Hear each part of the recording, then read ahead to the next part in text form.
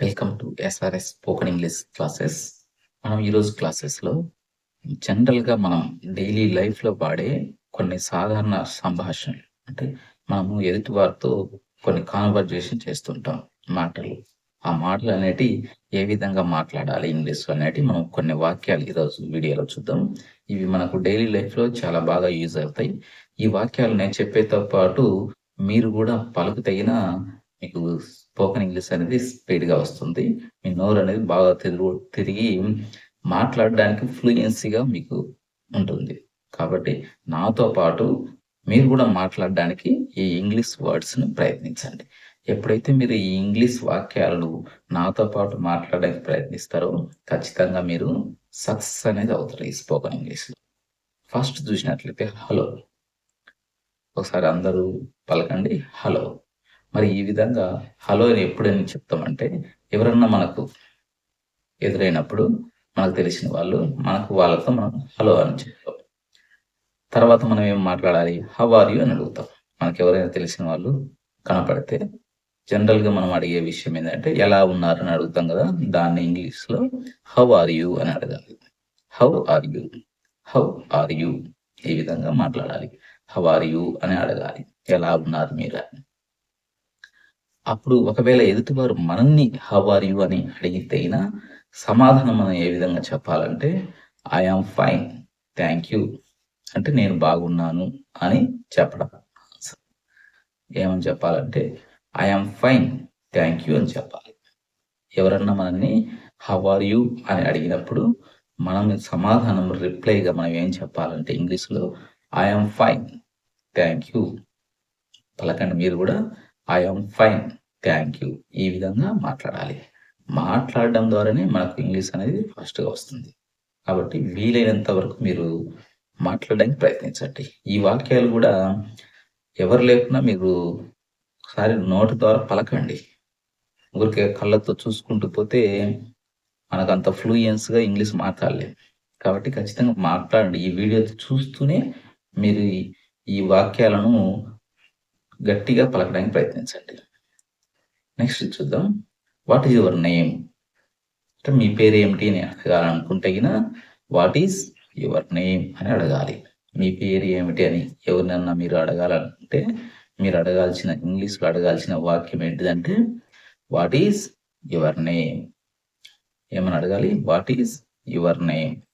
ఒకవేళ మీ ఫాదర్ పేరు ఏమిటి అని అడగాలనుకోండి, what is your father name అని అడగాలి. What is your father name అని మీరు మాట్లాడాలి. ఇక్కడ యువర్ అనే దగ్గర యువర్ ఫాదర్ అని రాస్తే సరిపోతుంది. మీ ఫాదర్ పేరు ఏం పేరు. మీ సిస్టర్ పేరు ఏమిటి అని అడగాలంటే what is your sister name. ఏమని అడగాలి? What is your sister name. ఈ విధంగా మనం అడిగినట్లయితే ఇంగ్లీష్ కన్వర్జేషన్ అనేది మనకు చాలా ఫాస్ట్‌గా ఎక్కువ తొందరగా మనకు నేర్చుకోవచ్చు. నెక్స్ట్ వాక్యం చూద్దాం. మీరు ఇప్పుడు వాట్ ఈజ్ యువర్ నేమ్ అని అడిగారు కదా, అప్పుడు ఆన్సర్ రిప్లై ఏమి ఇవ్వాలంటే మై నేమ్ ఈజ్, అంటే నా పేరు అని చెప్పి మీ పేరు మీరు చెప్పండి. My name is Srinivas. నా పేరైతే మై నేమ్ ఈజ్ శ్రీనివాస్ అని నేను చెప్తా. ఒకవేళ what is your father name అని అడిగినారు అనుకోండి, అప్పుడు ఫాదర్ నేమ్ చెప్పాలి. కాబట్టి మై ఫాదర్ నేమ్ ఈజ్ అని మన ఫాదర్ నేమ్ ఫాదర్ నేమ్ వాళ్ళు చెప్పాల్సి ఉంటుంది. నెక్స్ట్ చూద్దాం.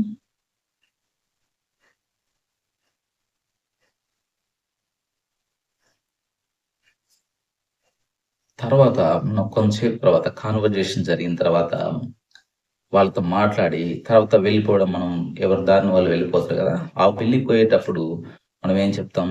మిమ్మల్ని కలచడం వల్ల నాకు చాలా హ్యాపీగా ఉంది అని చెప్పి మనం వెళ్తాం కదా. లేకుంటే మనం కలిసినప్పుడే కూడా మిమ్మల్ని కలవడం మాకు చాలా సంతోషంగా ఉంది, చాలా రోజులైంది మిమ్మల్ని కలిసి అని చెప్తాం కదా. దాన్ని మనం ఇంగ్లీష్‌లో నైస్ మీట్ యూ అనాలి. నైస్ మీట్ యూ అని కాన్వర్జేషన్‌లో మాట్లాడాలి. నైస్ టు మీట్ యూ, మిమ్మల్ని కలవడం నాకు చాలా సంతోషంగా ఉంది అని చెప్పడం దీని యొక్క ఉద్దేశం. Nice to meet you, nice to meet you. ఈ విధంగా మనం ఇంగ్లీష్ కాన్వర్జేషన్ అనేది చేయవలసి ఉంటుంది. నెక్స్ట్ చూద్దాం.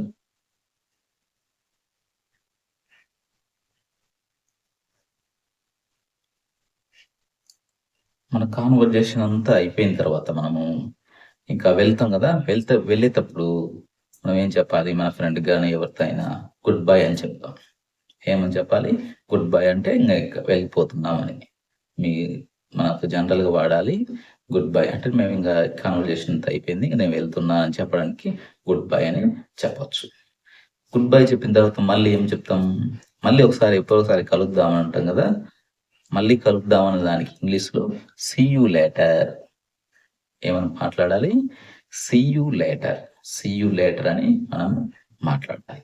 ఆ విధంగా మాట్లాడితే ఖచ్చితంగా మనకు ఇంగ్లీష్ అనేది వస్తుంది. ఖచ్చితంగా ఇంగ్లీష్ వచ్చి తీరుతుంది.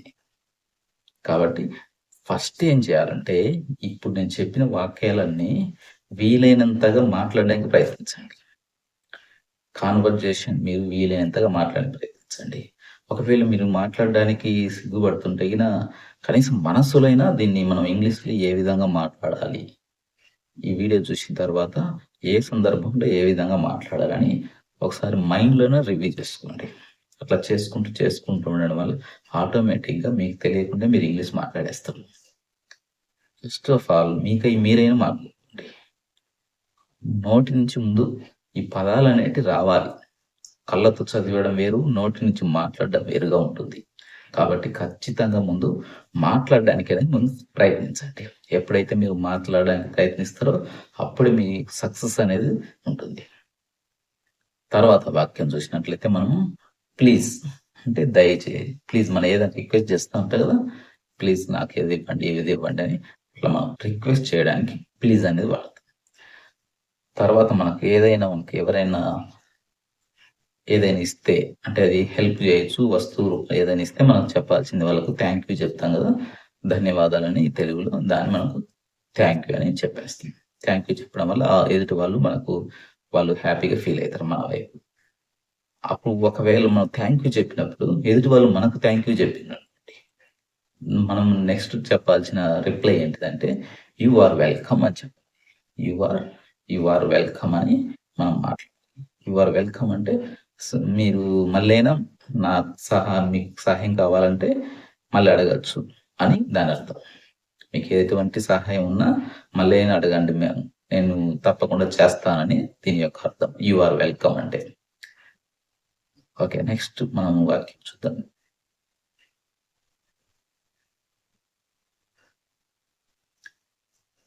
నెక్స్ట్ చూడండి. ఇక్కడ మనము ఎక్స్‌క్యూజ్ మీ అని రాసుంటుంది. ఎక్స్‌క్యూజ్ మీ అంటే ఏదైనా క్షమించండి.